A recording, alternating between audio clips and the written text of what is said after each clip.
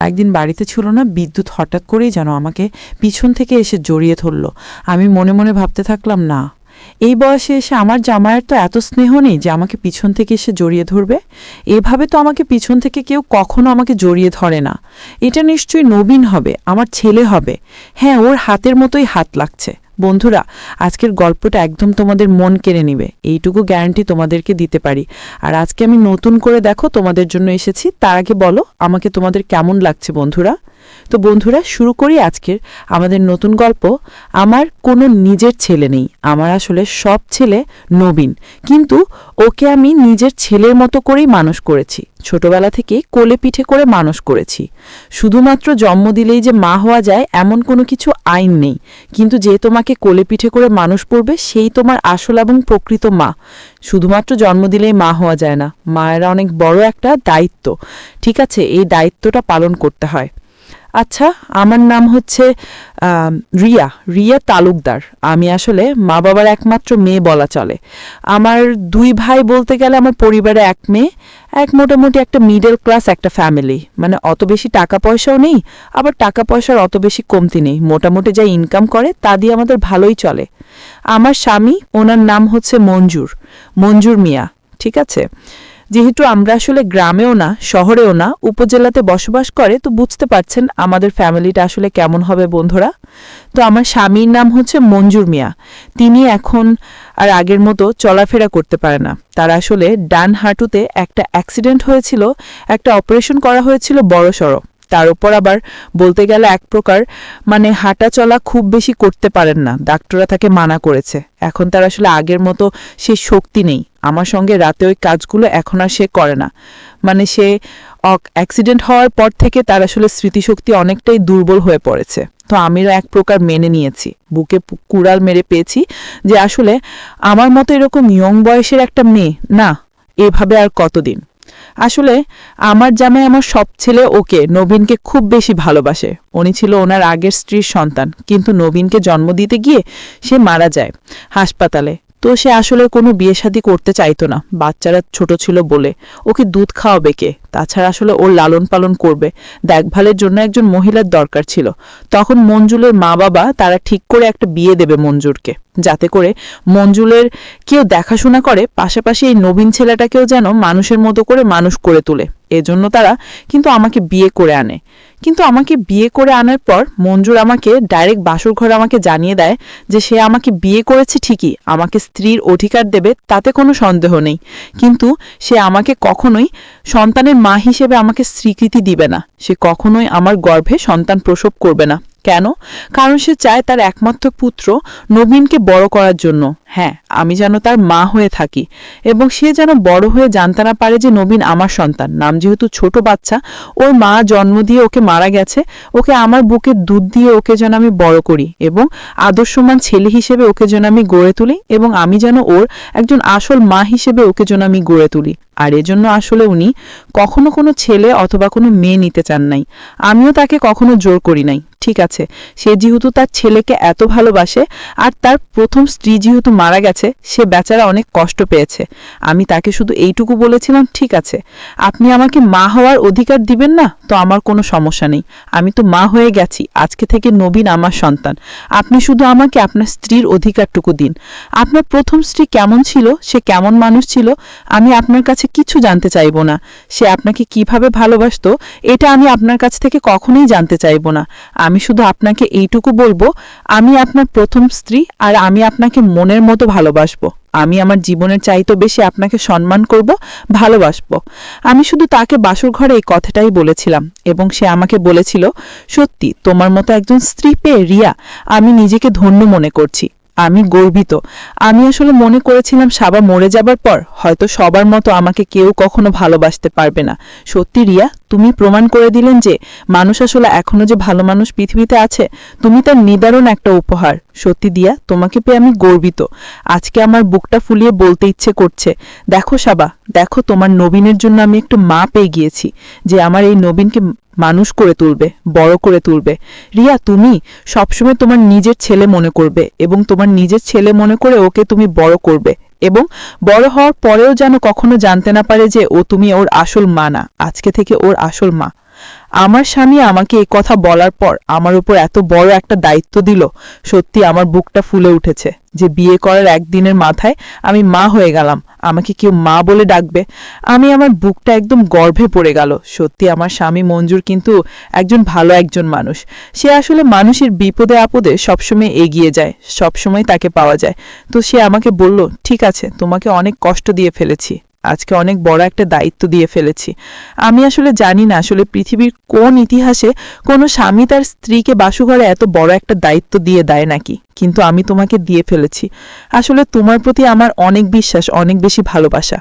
আমি তাকে বললাম, ঠিক আছে, আপনি শুধু আমাকে আদেশ করবেন, আমি আপনার আদেশগুলো অক্ষরে অক্ষরে পালন করার চেষ্টা করব। আমি একজন আদর্শ স্ত্রী হতে চাই। তখন সে আমাকে বলল, ঠিক আছে, চলো তাহলে আমরা আমাদের আসল কাজটা সেরে ফেলি। বাচ্চাকে ঘুম পাড়িয়ে দাও। তারপর আমি বাচ্চাকে ঘুম পাড়িয়ে দিলাম এক পাশ করে, এবং মঞ্জুল আমাকে বলছে, আসলে আমি অনেক আঘাত পেয়েছি আমার সাবা মরে যাবার পরে, কিন্তু তোমাকে পেয়ে মনে হচ্ছে রিয়া তুমি আমার আগের স্ত্রী। আজকে থেকে আমি সাবাকে ভুলে যাব শুধুমাত্র তোমার কারণে, তোমার মতো এরকম একজন ভালো মানুষ পাওয়ার জন্য। তারপর আমার স্বামী মঞ্জুর আমাকে ওই দিন রাতে বেশ আদর করে এবং বেশ আনন্দ দেয় আমাকে, এবং সে আমাকে তার নিজের করে আমাকে নেয় একদম। আসলে সত্যি সে অনেক অনেক বেশি ভালোবেসেছিল, এবং সে আমাকে অনেক কিছু গিফট দিয়েছিল ওই দিন রাতে, উপহার দিয়েছিল, এবং উপহার স্বরূপ ছিল 5,000 টাকা। এটাও তিনি আমাকে বলেছিল আমি আমার জন্য জমালো জমাতে পারি, তাছাড়া আমি যে টাকা খরচ করি এটা একান্তই আমার ব্যক্তিগত। সত্যি আজকাল এরকম বড় পাওনা ভাগ্যের ব্যাপার, মানে মনের মতো মানুষ হয় না। তো আসলে এভাবে চলছে আমাদের দিন, আর নবীনকে আমি বড় করতেছি। নবীন দিন দিন বড় হচ্ছে, তবে আমার একটাই টার্গেট ছিল, নবীনকে আমি একজন লেখাপড়া পড়ে একটা ভালো একজন মানুষ করে তুলব। আমার ইচ্ছে ছিল নবীনকে আমি মাদ্রাসায় পড়াবো, স্কুল কলেজ ভার্সিটিতে ও সবাই পড়ে, সেখানকার মানুষের খুব একটা বেশি ভালো হয় না। আমি চাই ও মাদ্রাসায় পড়াশোনা করুক এবং একজন মানুষের মতো মানুষ হোক, যেন আমাদের বিপদে আপদে কাজে লাগে। আসলে এরকম একজন মানুষ দরকার। তো তারপরে আমি নবীনকে মাদ্রাসায় ভর্তি করে দিলাম যখন একটু বড় হলো, কিন্তু ওকে আমি কোনোদিনই বুঝতে দেননি যে আমি ওর গর্ভধারিণী মা। আমি ওকে এমনভাবে মানুষ করে তুলছি যেন মনে হয় আমি ওর গর্ভধারিণী মা। আর ছেলেটা ইদানিং আমাকে খুব বেশি ভালোবাসে, সে আমাকে মা বলে আমাকে চিৎকার করে। এটা শুনতে আমার যে কি ভালো লাগে বন্ধুরা, তোমাকে বোঝাতে পারবো না। নবীন যখন ঠিক 10 বছর, ও এখন মাদ্রাসার ভালো একজন ছাত্র। হুজুরও আমাকে মাঝে মাঝে প্রশংসা করে, ভাবি আপনি এত সুন্দর একটা ছেলের জন্ম দিয়েছেন। ভাবি সত্যি ছেলেটা অনেক ভালো, পড়াশোনায় যেমন ভালো তেমন খেলাধুলাতেও খুব ভালো। ও কিন্তু অনেক ব্র্যান্ডেড একজন ছাত্র আমাদের ক্লাসে, অনেক ছাত্রদের ভিড়ে ও কিন্তু 1 নম্বর সবসময় পাশ করে। আসলে হুজুর বলেন বা আরো যারা যারা আছে সবাই কিন্তু নবীনকে অনেক বেশি ভালোবাসতো, কেননা ওকে আমি সেভাবেই মানুষ করে তুলছি। ওকে আমি ওয়াদে করেছি যে তুমি সবসময় মানুষের মতো মানুষ হবে, পড়াশোনা করবে, এটাই হবে তোমার মায়ের আদেশ। তো ওর খুব ভালোভাবে সবকিছু পালন করতেছে। হঠাৎ করে আমাদের সংসারও কিন্তু খুব ভালোভাবেই চলতেছিল। হঠাৎ করে আমার স্বামী মঞ্জুর একটি রোড অ্যাক্সিডেন্ট করে, আর রোড অ্যাক্সিডেন্টে অনেক সময় অনেক মানুষ কিন্তু মারা যায়, আবার অনেকে মারা যায় না, কিন্তু একটা বড় ধরনের একটা আঘাত পায়। আমার স্বামী ঠিক এরকম একটা ঘটনা ঘটেছে, তার ডান পায়ে একটা বড় ধরনের আঘাত পেয়েছে। এই পাটা নিয়ে সে কখনোই দাঁড়াতে পারে না, তাকে একটা রোবোটিক পা লাগিয়ে দেওয়া হয়েছে। বাম পাও খুব বেশি কাজ করে, এখন সে হাঁটতে ফিরতে চলতে ফিরতে খুব বেশি পারে না, তার কষ্ট হয়। এখন সে আসলে কোমর দিয়েও খুব বেশি নড়াচড়া করতে পারে না। তো বন্ধুরা, আসলে আমার সুখের সংসার খুব ভালোই চলছিল, কিন্তু তার এই অ্যাক্সিডেন্টের পর থেকে নবীন আর আগের মতো আমাকে এখন আর ভালোবাসে না। তার স্মৃতিশক্তিও অনেকটাই কমে গেছে, আগের মতো শরীরে শক্তিও নেই, জোত নেই, বলতে গেলে এক প্রকার একদম নিঃশক্তি একটা মানুষ হয়ে উঠেছে। সে তার আগের মতো একেবারেই শক্তি নেই। এখন এই অবস্থায় আমি তার সেবা যত্ন করে যাচ্ছি, কিন্তু আমি তো একজন নিয়ম মানুষ, আমার তো পুরো জীবনটা পড়ে আছে। আসলে আমার তো এখনো মন চায় স্বামীর যত্ন পেতে, স্বামীর আদর সোহাগ ভালোবাসা পেতে, কেননা আমার তো এখন বয়স। কিন্তু আমি কোনোভাবে মঞ্জুলের আদর এবং ভালোবাসা কোনোভাবেই পাচ্ছিলাম না। আমি এক প্রকার বুকে পাথর বেঁধে দিয়েছিলাম যে হয়তো আমার কপালে এটাই লেখা ছিল। এক তো আমি বিয়ে করেছি বিবাহিত পুরুষকে, তার উপর আবার বিয়ের ঠিক 10 বছর পর এরকম একটা অ্যাক্সিডেন্ট হয়ে গেল। আসলে আমি কি বলবো, আমার কপালে হয়তো দুঃখ, উপরওয়ালা হয়তো আমার কপালে কোনো দুঃখই লিখে রেখেছে, সুখী লিখে রাখেনি। তো যা, মনকে এক প্রকার পাথর করে নিয়েছি যে আসলে হয়তো আমার সামনে এমন এমন কিছু অপেক্ষা করছে যা হয়তো আমি চিন্তাও করিনি। যা, আমি সব কিছু বাদ দিয়ে দিনের পর দিন রাতের পর রাত মঞ্জুরের সেবা করে যাচ্ছি, এবং এখন আমাদের আগের মতো টাকা পয়সাও রোজগার হয় না। এদিকে আমার ছেলে নবীন সেও একটু বড় হয়ে গেছে, সে টুকটাক বাজারে একটা দোকানও দিয়ে ফেলেছে। ঠিক আছে, একটা দোকানও দিয়ে ফেলেছি, হুজুর মানুষ, সবাই ওকে একটু সম্মান করে, রেসপেক্ট করে। কিন্তু ইদানিং আমি দেখছি যে নবীন কেন যেন আমাকে চুপি চুপি সে আমাকে মানে লুকিয়ে লুকিয়ে দেখাশোনা করে। মানে আমি অনেক দিন যাবৎ খেয়াল করছি, এটা কিন্তু আগে হয়নি। আসলে আমাদের বাড়িটা তো গ্রামে, তো নবীনের রুম থেকে জানালা দিয়ে আমার কলে দেখা যায়। আমি যখন কলে থালা বাসন মাজতে বা গোসল করতে যাই, নবীন তখন তার রুম থেকে আমাকে বলতে গেলে চুপি চুপি আমাকে দেখ না, আগেও তো দেখতো আমাকে, কিন্তু এভাবে দেখতো না। নবীন তো এখন বড় হয়েছে, প্রায় 15-16 বছরের একটা ছেলে, দিন যত যাচ্ছে তার বয়স আরও বেশি বাড়ছে, কিন্তু এখন ওর চোখের চাওয়ার মাঝে আমি কেন যেন একটা পুরুষের দৃষ্টি খুঁজে পাই, যে জিনিসটা আগে আমি পেতাম না। তনবীর মাঝে মধ্যে দোকান থেকে আসার সময় আর রাতে আমি ঘুমিয়ে পড়ি, অনেক সময় দেখা যায় ওর বাবা সেবা করতে করতে অনেক সময় রাতে ঘুমিয়ে পড়ি। তো ও এসে আমার রুমে আমার পায়ের কাছে এসে আমার পা দুটো টিপে দেয়, মাঝে মধ্যে আমার মাথার চুলগুলো একটু নেড়ে দেয়, এবং আমার জন্য ইদানিং মাঝে মধ্যে গিফটও নিয়ে আসে। হঠাৎ করে গত পরশুদিন আমার জন্য একটা শাড়ি নিয়ে আসলো, তারপরে শাড়ির সঙ্গে ব্লাউজ নিয়ে আসলো লাল কালারে, তার ওপর আবার দেখতে একটা বডি স্প্রে নিয়ে আসছে, একটা সাবানও নিয়ে আসছে। আমি নবীনকে প্রশ্ন করলাম, কি রে নবীন, ইদানিং বুঝি ব্যবসা বুঝি ভালোই যাচ্ছে, টাকা পয়সা বুঝি ভালো ইনকাম করতেছো, মায়ের জন্য শাড়ি নিয়ে আসছো। তোমার মতো এরকমই একজন ছেলে তো আসলে প্রত্যেকটা মায়ের দরকার। দেখেছো, নিজের জন্য কাপড় না কিনে মায়ের জন্য কাপড় কিনে নিয়ে আসছে। তো নবীন আমাকে বলছে, মা তুমি এই অভিযোগটা বন্ধ করো তো, আমার মনে হয়েছে আমি নিয়ে এসেছি, তুমি কতদিন এইভাবে নতুন শাড়ি পরো না, নিজেকে একটু সাজিয়ে গুছিয়ে রাখো না, কেমন যেন একটু মানে অপরিষ্কার অপরিষ্কার থেকে যাও, একটু কেমন লাগে মা তোমাকে বলো তো। আরে মা, তুমি এত সুন্দর মানুষ, একদম পরীর মতো, আরে তোমাকে তো এই শাড়ি পরলে একদম রাজরানী লাগবে, এই ব্লাউজটাও তোমার জন্য নিয়ে আসছি। আচ্ছা আমাকে ব্লাউজটা একটু পরে দেখাও তো, এটা তোমার সঙ্গে যায় কি না।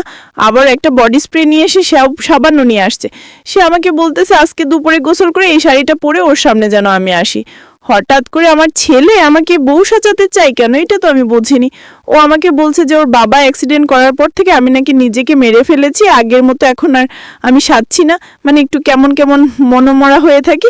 ছেলে এটা একদমই ভালো লাগছে না, এই জন্য আমার জন্য নিয়ে আসছে।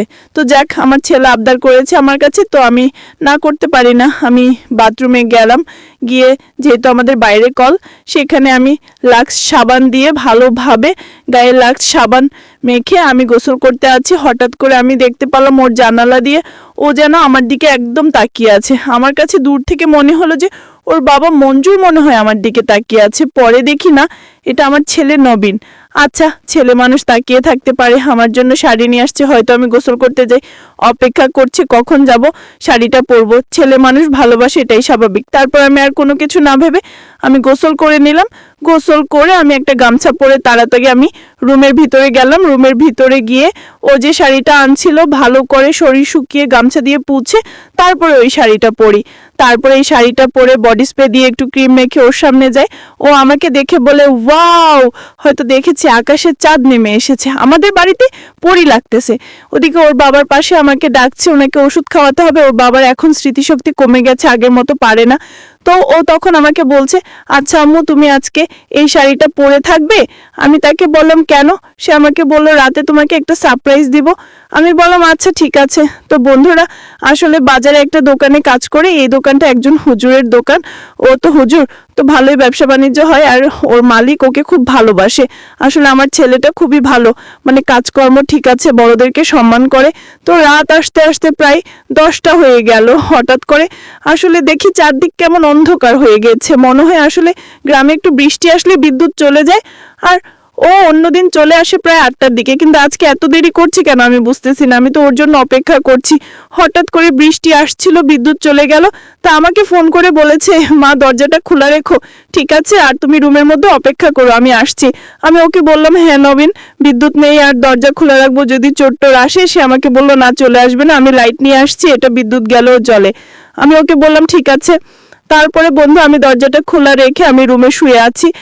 হঠাৎ করে মনে হয় রান্নাঘরে পানি পড়ছে, আমি রান্নাঘরে গেলাম। হঠাৎ করে নবীনের শব্দ পেলাম, ও আমাকে পেছন থেকে রান্নাঘরে জড়িয়ে ধরলো।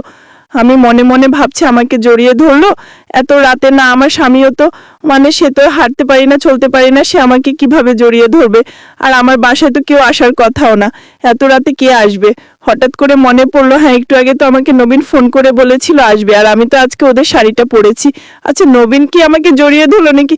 আচ্ছা নবীন যদি আমাকে জড়িয়ে ধরবে, ও আমাকে এমন জায়গায় হাত দিয়েছে শরীরে, কি বলবো বন্ধুরা, আমি আসলে এক প্রকার লজ্জা পেয়ে গেছি। তারপরও আমি পেছন কোনো কিছু না ভেবে বললাম, আমাকে আমাকে জড়িয়ে ধরেছে নবীন নাকি? আমাকে বলে না, আমাকে বলে কিন্তু একটু কণ্ঠ যে বাড়ি করে, আর নবীনের কণ্ঠ তো এখন আমি চিনতে পারছি না, কণ্ঠ বাড়ি করলো কেন? আমি ওকে বললাম নবীন নাকি? আমাকে বলছে না নবীনা। তাহলে এত রাতে কি আসবে? তখন আমি বললাম, এই ছাড় তো, কে তুমি? আমি ঘুরে দেখি নবীন, ওর চেহারাটা স্পষ্ট দেখা যাচ্ছে না, কিন্তু আমি আমার ছেলেকে চিনি না। আমি ওকে একটুক্ষণ বললাম, নবীন তুমি এত রাতে এভাবে আমাকে জড়িয়ে ধরলে যে, তুমি তো কখনো এর আগে আমাকে এভাবে জড়িয়ে ধরো নাই। কি নবীন, মাকে বুঝি আজকে সারপ্রাইজ দিবে, এই জন্যই জড়িয়ে ধরেছিলে? সে আমাকে বলল, না মা, আসলে তোমাকে আজকে আমি কিছু বলতে চাই। আসলে এই কথাগুলো আমার বুকে অনেক দিন যাবৎ জমেছিল, আমি তোমাকে কখনোই বলতে পারিনি, কিন্তু আমার মনে হয় আজকে সময় এসেছে যে আজকে আমি তোমাকে বলতে পারবো। আজকে আমি তোমাকে বলতে চাই, আজকে আমি কোনো বাধা শুনবো না। আজকে এই ঝড় তুফানের রাতে তোমার কথা আর আমার কথা আজকে কেউ শুনবে না। আমি অনেকদিন অপেক্ষা করছি এই জন্য, কিন্তু কখনোই বলতে পারিনি। আসলে আমার অনেক ভয় হয় তোমাকে নিয়ে। আমি তখন বললাম, নবীন তুমি এসব কি বলছিস পাগলের মতো? তুই আমার কাছে কিছু বলতে চাস, সেটা আমার অনুমতি লাগে নাকি? পাগল ছেলের কাণ্ড দেখতো।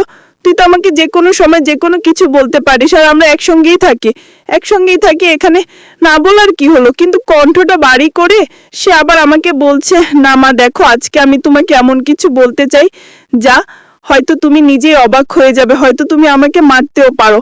আসলে এটা খুবই সাহসী একটা পদক্ষেপ। আসলে মা, তোমাকে আমি অনেকদিন যাবৎ দেখছি, তুমি কেমন যেন মনমরা খেটে যাও। আগে কি সুন্দর হাসতে ফিরতে চলাফেরা করতে, বাবার অ্যাক্সিডেন্ট হওয়ার পর দেখি তুমি হাসো না। হ্যাঁ, তুমি আসলে আগের মতো এখন আর তোমার মনে হাসি খুশি নেই, কেমন যেন একটু মনমরা হয়ে থাকো, যে তুমি সাহায্যও করো না, কেমন যেন একটা পুরান একটা থেলার শাড়ি পরে থাকো না। এইভাবে পরিবেশে তোমাকে দেখতে আমার একদম ভালো লাগছে না। আমি ওকে বললাম এই কথা, হ্যাঁ তার জন্য তো তুই শাড়ি নিয়ে আসছিস। আমি তখন মাকে বললাম, তখন আমার ছেলে আমাকে বলছে, না মা, তোমার আরো একটা কারণ আছে। আসলে আমি জানি তুমি অনেক সুন্দরী একজন মেয়ে, আসলে দিন শেষে তুমিও তো একজন মানুষ, তাই না? আসলে বাবার অ্যাক্সিডেন্টের পর থেকে তোমাকে ওইভাবে আদর যত্ন সোহাগ করতে পারেনি বাবা। আসলে একজন স্বামী তার স্ত্রীর প্রতি যে দায়িত্বটা পালন করা উচিত, আমার বাবা সেটা পালন করতে পারেনি অ্যাক্সিডেন্টের পরে, যে কারণে তুমি আসলে মানসিক দিক থেকে অনেকটাই ভেঙে পড়েছ।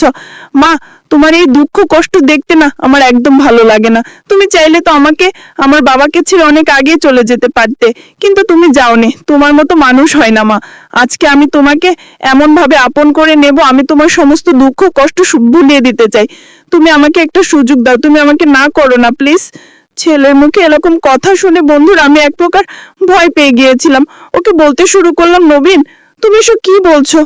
তুমি কি পাগল হয়ে গেছো? মায়ের সঙ্গে তুমি এভাবে কি বলছো? তখন আমার ছেলে আমাকে বলছে, হ্যাঁ তুমি আমার মা, কিন্তু তুমি আমার গর্ভধারিণী, তুমি আমার আপন মা না। আমার মা তো আমাকে জন্ম দিতে গিয়ে মারা যায়, কিন্তু তুমি সৎমা হলেও আমি তোমাকে একদম নিজের মতো করে দেখেছি, নিজের মতো করে নিজের মা হিসেবে আমি তোমাকে জেনে এসেছি। আসলে তুমি কখনো কিন্তু আমাকে এটা বুঝতে দাওনি যে তুমি আমার সৎমা। তুমি কখনো আমার সঙ্গে এরকম দুর্ব্যবহারও করো নাই, আমাকে সবসময় মানুষের মতো করে মানুষ করতে চেয়েছিলে। আসলে আজকে আমি অনেক ভালো একটা পড়াশোনা করি, একটা ভালো দোকানে চাকরি করি মা, শুধুমাত্র তোমার জন্যই। আর আমি চাই না আমার জন্য এত সেবা যত্ন করতে গিয়ে তুমি মানুষটা আসলে বেঁচে থেকেও তুমি মরে যাচ্ছ শুধুমাত্র এই অভাবে। বন্ধুরা, ছেলের মুখে এরকম সাহসী কথা শুনে আমি আসলে কি বলবো, ওকে তো আমি আমার নিজের ছেলের মতো করে মানুষ করেছি, এখন আমার কি করা উচিত? আমি আসলে কোনো কিছু দিশা পাচ্ছিলাম না, আমি কোনো কিছুই বুঝতেছিলাম না। একদিকে আমার স্বামী মঞ্জুর আসলে বিছানায় পড়া অবস্থায় আসলে এখন আর আগের মতো চলাফেরা করতে পারে না, টাকা পয়সা রোজগার করতে না পারলে ওনার ওষুধের অনেক টাকা খরচ, আর এই সমস্ত খরচ বহন করছে নবীন নবীনকে। তারপর আমি একটা ধমক দিয়ে বললাম, নবীন দেখো বাবা, তুমি আমার ছেলে, ঠিক আছে? হ্যাঁ, এই কথা যদি আমাকে অন্য কোনো বাইরের পুরুষ বলতো হয়তো আমি মেনে নিতাম, কিন্তু আমি মা হয়ে তোমার এই প্রস্তাবটা আমি কোনোভাবে মেনে নিতে পারিনি। এই জন্যই বুঝি তুমি আমাকে দুপুরে শাড়ি দিয়েছিলে, চুড়ি কিনে দিয়েছিলে, ব্লাউজ কিনে দিয়েছিলে। তোমার মন মানসিকতা একটু নিচু হয়ে গেছে। তুমি তোমার মায়ের সঙ্গে এই কাজটা করতে চাও, সেটা তুমি ভাবলে কি করে? না নবীন, এই জন্য তোমাকে আমি বড় করি নাই। তো বন্ধুরা, নবীন আসলে একটু রেগে সে আমার রুম থেকে রাতে বের হয়ে চলে যায়। তারপরের দিনও তার কোনো খোঁজ নেই। 1 সপ্তাহ ধরে সে বাড়িতে আসে না, আর আমি তার বাবাকে কোনো কিছু বলতে পারতেছি না। নবীন কই আছে শুনেছি সে নাকি দোকানেও এই 1 সপ্তাহ আসে না। তো বন্ধুরা, এখন আমার কি করা উচিত? আমার ছেলের সঙ্গে এই কাজটা আমার করা উচিত? আমি কি তাকে এটা দিতে পারি? তোমাদের কাছে কি মনে হয় অবশ্যই কমেন্ট করে জানাও। আর তুমি পর্ব শুনতে চাও সেটাও আমাকে কমেন্ট করে জানাতে পারো। আমি দ্বিতীয় পর্বটা তোমাদের জন্য খুব দ্রুত, খুব তাড়াতাড়ি নিয়ে আসবো।